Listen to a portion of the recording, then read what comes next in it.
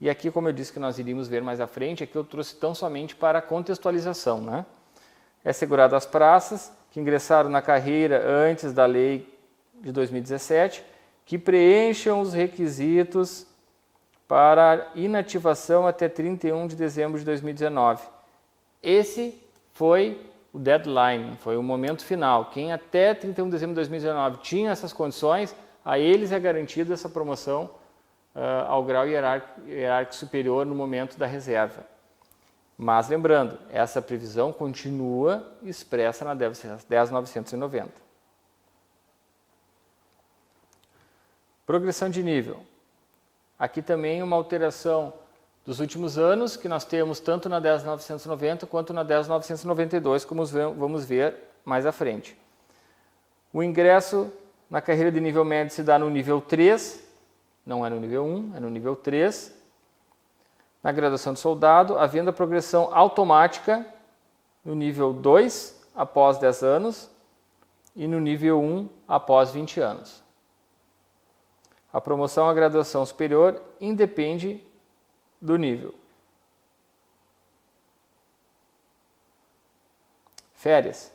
Aqui também, como eu referi antes, nós tivemos uma alteração recente na legislação.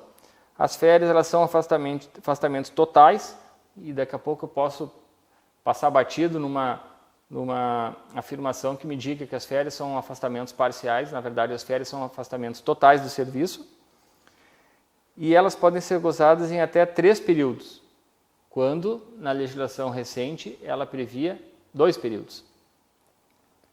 E por absoluta necessidade do serviço, elas poderão ser acumuladas até o máximo de 2 períodos anuais. Então aqui também pode ser dito, olha, não é possível acumulação, ou é possível acumulação até 4, 5 anos. Não, somente 2 anos.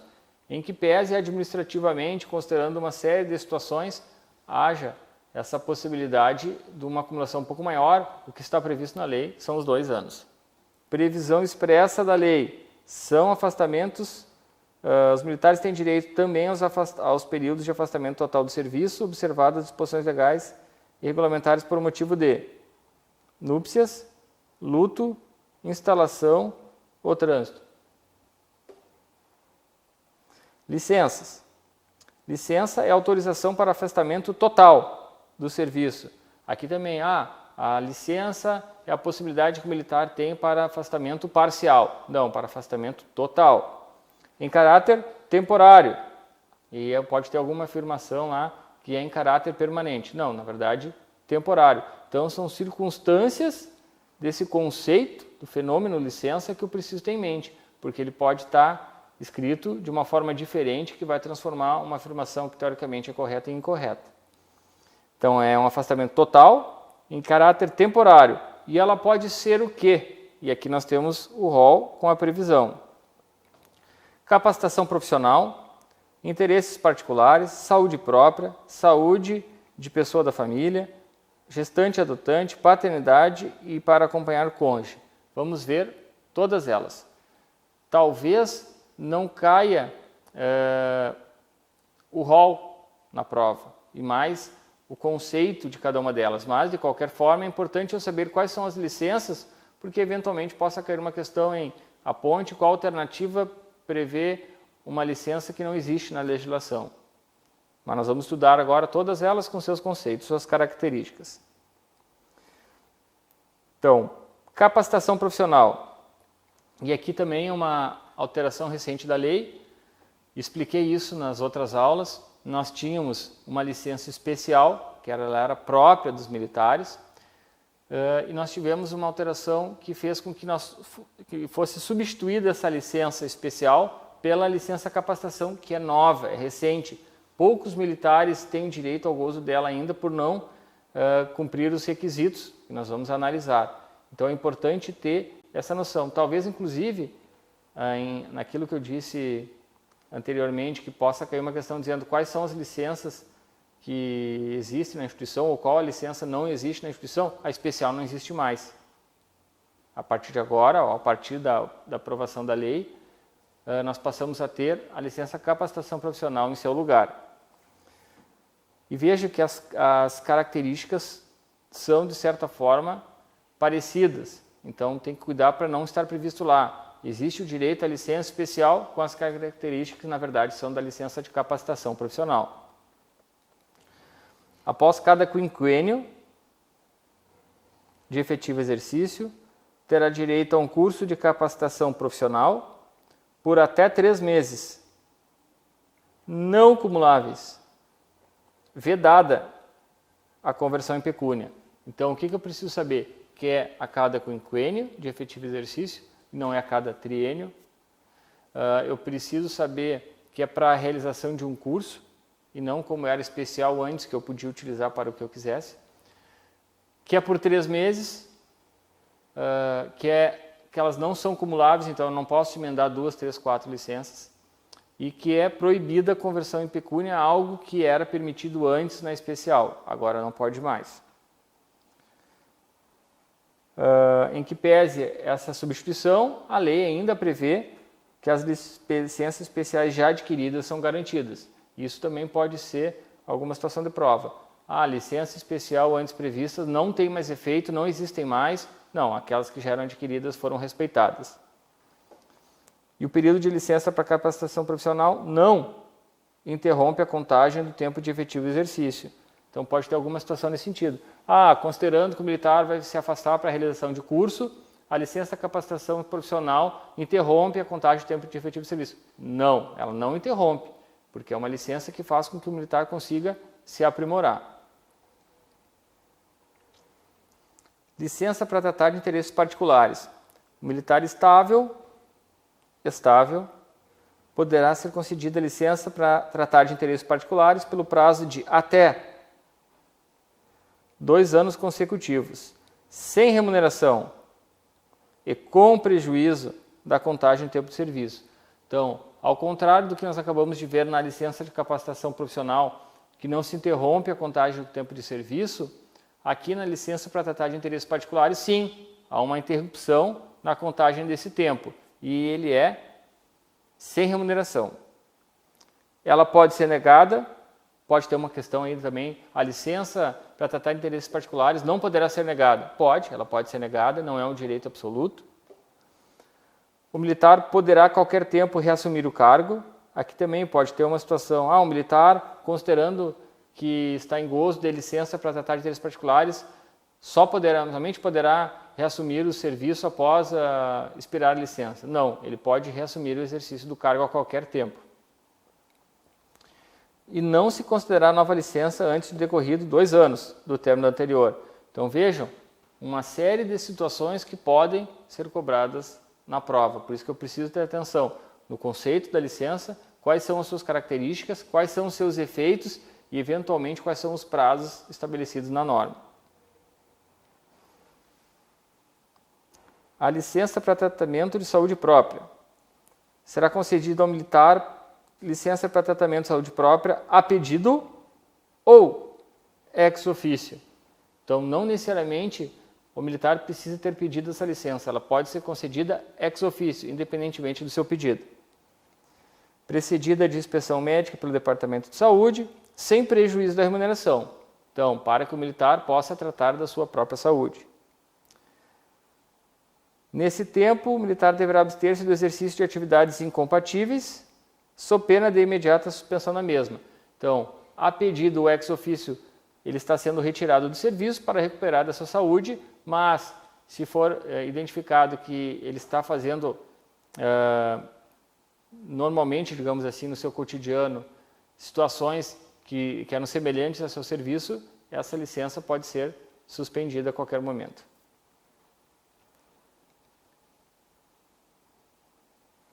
Licença para tratamento de saúde de pessoa da família.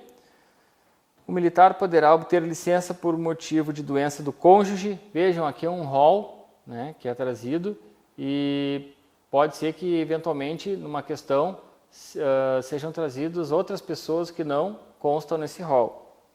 Cônjuge, ascendente, descendente, enteado, colateral consanguíneo até o 2º grau, desde que comprove indispensável a sua assistência e esta não possa ser prestada simultaneamente com o exercício do cargo.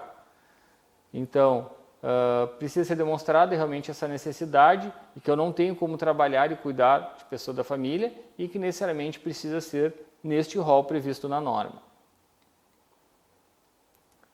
Licença gestante e adotante. A militar concedida licença maternidade por 180 dias, então temos que cuidar o prazo, sem prejuízo da sua remuneração. Ao término da licença, a que se refere ao artigo anterior, é assegurado a militar lactante, durante o período de 2 meses, o direito de comparecer a um turno ou a 3 horas consecutivas no dia, caso seu regime de trabalho seja de um turno único. E a militar adotante será concedida licença a partir da concessão do termo de guarda ou adoção, também pelo prazo de 180 dias, sem prejuízo da remuneração. Então, em relação à licença maternidade e da adotante, nós temos o mesmo prazo, 180 dias, temos a mesma condição, que é sem prejuízo da remuneração, temos a situação de ser um pouquinho diferente, o prazo de a partir de quando começa esse prazo, que na situação da adotante é a partir da concessão do termo da guarda ou da adoção, e no caso da lactante nós temos ainda uma situação de por 2 meses ela poder trabalhar um turno, ou se o turno for de 6 horas, 3 horas. Licença paternidade. Aqui também tivemos uma alteração recente na legislação. Até bem pouco tempo atrás, a licença paternidade tinha uma previsão de 15 dias consecutivos de afastamento e agora são 30 dias, sem prejuízo da remuneração. Inclusive, nos casos de natimorto. Licença para acompanhar cônjuge. O militar estável, sem remuneração e sem a contagem do tempo de serviço para acompanhar o cônjuge quando este for transferido, ou para o exercício de mandato eletivo dos poderes executivo, legislativo federal, estadual ou municipal. A licença concedida, mediante pedido, devidamente instruído, pode ser renovada a cada 2 anos. Então, pode o militar pedir licença para acompanhar seu cônjuge? Sim, mas quais são as consequências? Ele não terá sua remuneração e não terá a contagem do tempo de serviço. Bom, visto quais são as licenças, visto seus conceitos, visto quais são as características de cada uma, eventualmente uma previsão de prazo, lembrando que eu falei numa aula anterior, de que forma eu posso tentar lembrar na hora da prova as características das licenças. As licenças, vou voltar aqui mostrando elas, quais são elas. As licenças que tiverem uma relação, isso é um macete que nós podemos utilizar, as licenças que tiverem uma relação mais próxima com o exercício da atividade do militar, com a atividade profissional, elas, teoricamente, vão ter efeitos positivos. Aquelas que se afastarem um pouco mais dessa realidade do exercício da profissão policial militar, vão ter efeitos mais negativos. Por exemplo, tentando relembrar os conceitos que acabamos de ver. A licença capacitação profissional eu vou adquirir em razão do meu exercício, o meu tempo de serviço, o meu quinquênio trabalhando. Se é em razão de eu ter trabalhado 5 anos, eu não vou ter prejuízo na minha remuneração e eu não vou ter prejuízo na contagem do meu tempo de serviço. Diferentemente, se eu for me afastar para tratar de interesses particulares, é em razão daquilo que eu quero, não necessariamente do que é bom para a profissão ou para a instituição. Portanto, eu não vou ter remuneração e não vou ter contado aquele tempo como tempo de serviço. Então, quanto mais a licença estiver atrelada à função policial militar ou ao direito natural do militar, da condição humana do militar, eu vou ter remuneração e vou ter contagem de tempo de serviço. Quanto mais eu me afastar disso, eu não vou ter remuneração e não vou ter a contagem como tempo de serviço.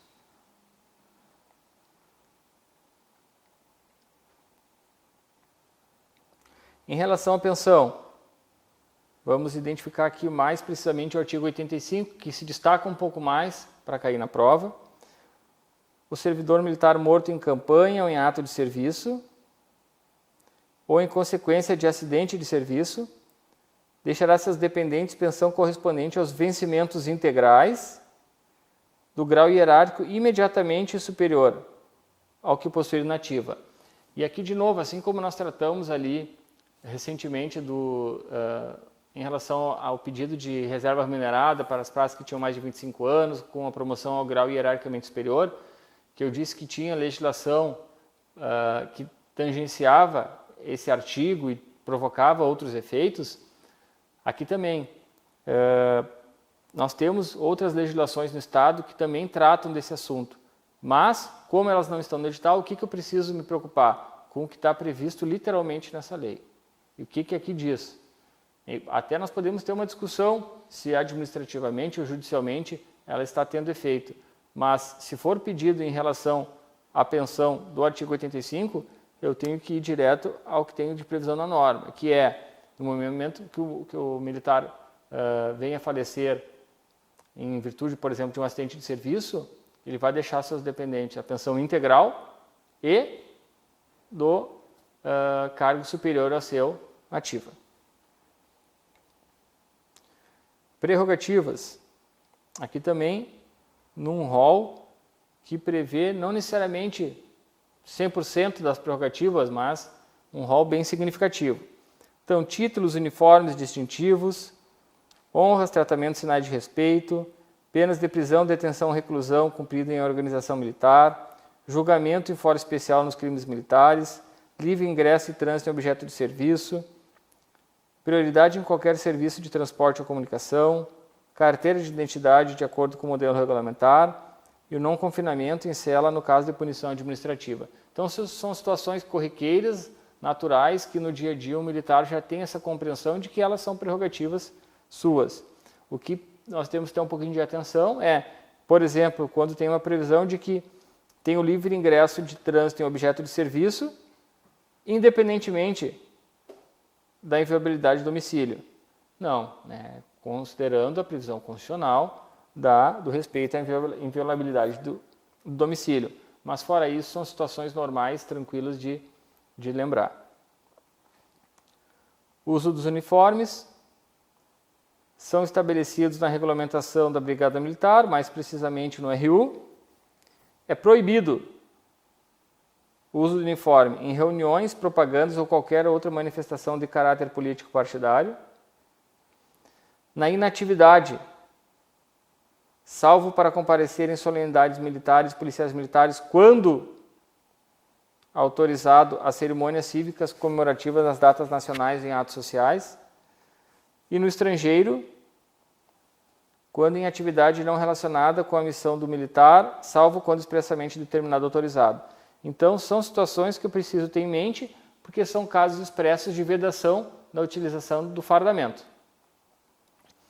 E ainda, na inatividade, o militar cuja conduta possa ser considerada como ofensiva à dignidade da classe, definitivamente pode ser proibido que ele utilize os uniformes por ato do comandante-geral, dependendo da gravidade da sua conduta. Agregação. Aqui nós passamos a ter uma ideia também de conceitos sobre cada uma das situações que fazem com que o militar se afaste ou esteja na instituição, mas com uma condição um pouco diferente. Então, a agregação ela é transitória e o militar da ativa deixa de ocupar a vaga na escala hierárquica do seu quadro, nela permanecendo sem número. Já explicamos na aula, de forma mais detalhada, o que é o fenômeno da agregação, e aqui estamos tentando lembrar suas características. Ela é transitória e não permanente, e é uma situação em que ele deixa de ocupar a sua vaga na escala hierárquica, em que pese ele continue sendo um militar da ativa e continue concorrendo a promoções, entre outras coisas mais. A reversão é o ato pelo qual o militar agregado retorna ao respectivo quadro, tão logo se é esse motivo que determinou a sua agregação. Então, ele pode, por exemplo, ser agregado em razão dele ter ido trabalhar na Secretaria de Segurança Pública, ficar lotado na Secretaria de Segurança Pública. Ele fica na situação de agregado. No momento em que ele sai da Secretaria de Segurança Pública e volta para a sua unidade de origem, ele reverte, passa a existir uma reversão. Ela será efetuada mediante ato do governador para os oficiais e do comandante-geral para as praças. Excedente. Excedente é a situação também transitória, em que o militar fica, em razão de ter cessado o motivo que determinou a sua agregação, aguarda a colocação que faz jus na escala hierárquica após ter sido transferido do quadro, estando o mesmo com seu efetivo completo, é promovido por bravura sem haver vaga, é promovido indevidamente, em virtude de promoção de outro militar em ressarcimento de preterição, cessado o motivo que determinou a sua reforma por incapacidade definitiva. É muito difícil ter essa situação de excedente nessas situações, porque geralmente o militar ele é agregado e quando ele volta, considerando a defasagem que hoje existe de efetivo, ele volta e tem a sua vaga, né? Mas eu preciso ter essa ideia de quando que na norma está previsto que o militar fica configurado nessa situação de excedente. Então, por exemplo, ele foi, de novo, a situação, ele foi agregado em razão de estar na Secretaria de Segurança Pública. No momento que ele deixou essa atividade e vai voltar para a sua unidade, no seu quadro não tem vaga, está 100% previsto e existente. Né? Ele vai deixar de voltar? Não, ele volta e fica no excedente. É difícil isso acontecer, mas existe, então aqui estão as previsões. Desligamento ou exclusão do serviço ativo. Aqui tem a previsão do desligamento ou exclusão. E aqui também pode ser perguntado qual é o caso em que não se encaixa nos casos previstos de desligamento e exclusão da lei. Transferência para reserva, reforma, demissão, perda do posto ou patente, licenciamento, exclusão bem da disciplina, deserção, falecimento e extravio. Da transferência para reserva. Aqui também precisamos ter atenção porque é algo que mudou também recentemente. A reserva ela pode ser a pedido ou ex officio, então é algo teoricamente tranquilo, mas pode também ter alguma questão de a transferência por reserva se dá tão somente ex officio ou tão somente a pedido, não, ela é nos dois casos, diferente da reforma, como nós vamos ver depois, que a reforma sim é ex officio. A transferência para reserva remunerada a pedido, ela depende também dos requisitos legais de tempo de contribuição. Isso é uma previsão que nós passamos a ter recentemente e é importante, porque ainda que nós não tenhamos de forma clara os seus efeitos, porque depende de uma série de circunstâncias que essas alterações legais estão provocando e depende o momento da reserva para cada militar, considerando o seu tempo de serviço fora, entre outras coisas mais, mas nós passamos a ter a previsão legal expressa de que há necessariamente a observação dos requisitos legais de tempo de contribuição. No caso de um militar haver realizado qualquer curso ou estágio por conta do Estado de duração superior a 6 meses, sem haver decorrido 3 anos do seu término, deve haver uma indenização.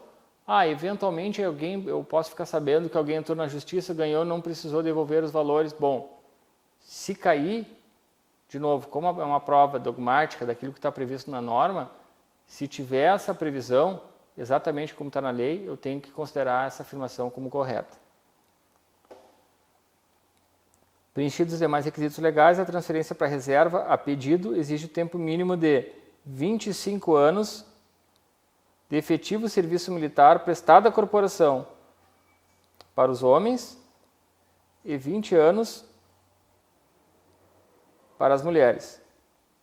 Então, 25 anos de efetivo serviço prestado à Brigada Militar para os homens e 20 anos de serviço prestado à Brigada Militar para as mulheres. Então, vejam que não é tão somente serviço militar, é serviço militar à corporação. O tempo de serviço público, sendo computado para essa finalidade, o tempo de serviço público já averbado até a data da publicação dessa lei complementar 2017. Então, até 2017, quando foi feita a lei, quem já tinha tempo de serviço público averbado seria considerado como tempo de serviço prestado à corporação. A partir daí, não mais.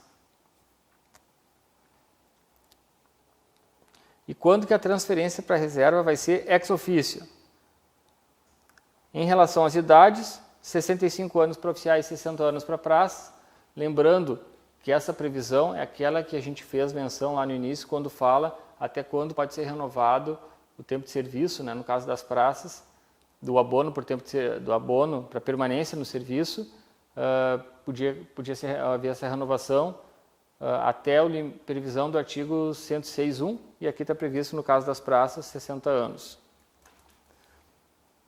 O oficial, ao completar 30 anos de serviço, aqui é um erro material da norma, que o que faz realmente ser importante é 35 anos de efetivo exercício em qualquer hipótese. Então, para o oficial, o que vale é os 35 anos. Antes tinha previsão que o oficial, no caso de 30 anos e tanto tempo no último posto, não existe mais. É tão somente para o oficial quando ele completar 35 anos. Aí é o que nós chamamos de reserva compulsória. Ultrapassar 2 anos contínuos de licença para tratamento da saúde de pessoa da família, eu tenho que passar os 2 anos para dar essa reserva ex officio. Quando diplomado para desempenho de cargo eletivo, também há essa reserva compulsória. O oficial da reserva remunerada poderá ser convocado para o serviço ativo, e aí nós voltamos lá para o artigo 3º, quando diz quem está no serviço ativo, e tem o pessoal da reserva remunerada quando convocado, de acordo com o artigo 112, para compor o conselho de justificação, para ser encarregado de inquérito policial militar ou para ser incumbido de outros procedimentos administrativos, na falta de oficial da ativa em situação hierárquica compatível com a do oficial envolvido. É muito difícil disso acontecer, mas tem essa previsão. E nessa circunstância aqui ele está na situação de ativo. Reforma. Como falamos antes, diferentemente da reserva remunerada, que pode ser a pedido ou ex officio, a reforma se dá numa situação ex officio. Nas idades limites, 70 anos para oficiais e 65 para praça. Aqui também é algo que mudou recentemente. Nós tínhamos outras idades limites para reserva e para reforma. Então a reforma antes era de 60 anos para as praças e 65 para os oficiais. Passou a ser 65 para a praça e 70 anos para os oficiais. Aumentou 5 anos para cada um. For julgado capaz definitivamente, incapaz definitivamente, e não tiver como, na forma da lei, ser readaptado, ou estiver agregado por mais de 2 anos, por ter sido julgado incapaz temporariamente. Nesses casos, ele não tem como voltar, ele passa a uma situação de reforma. Tempo de serviço. Aqui também uma diferença que a legislação traz que tange ao conceito, né, da expressão. Então, uma diferença entre tempo de serviço e anos de serviço. Tempo de efetivo serviço é o espaço de tempo computado do dia entre a inclusão e a data limite estabelecida para a contagem à data do desligamento do serviço, enquanto anos de serviço é o tempo de serviço público federal, estadual, municipal prestado pelo militar anteriormente à sua conclusão. Então, no anos de serviço ele pega, além do tempo de efetivo serviço propriamente dito dentro da corporação, mais tempo que ele tinha anteriormente. Das recompensas, então, são recompensas aos militares. E aqui nós precisamos saber esse rol, que é o rol que está previsto, em que pese possa existir algum outro tipo de recompensa informalmente ou numa rotina mais cultural de hoje em dia, essas são as 4 previsões na norma. Então pode ter alguma questão lá, 5 alternativas, aponte a alternativa em que nós não encontramos uma recompensa prevista em lei. Então preciso saber quais são as recompensas. Prêmios de honra ao mérito, condecorações, elogios, louvores, referências elogiosas e a dispensa do serviço do militar. E, para finalizar a 10.990, disposições finais e transitórias, reforçando aquilo que nós já dissemos numa outra oportunidade, que no final desta lei nós temos 2 previsões importantes. Uma dizendo que aplica-se aos militares da Brigada Militar no que couber regulamentos das Forças Armadas, E também nós podemos, nos casos omissos da 10.990, fazer o uso da legislação que trata do regime jurídico dos servidores públicos civis do Estado do Rio Grande do Sul.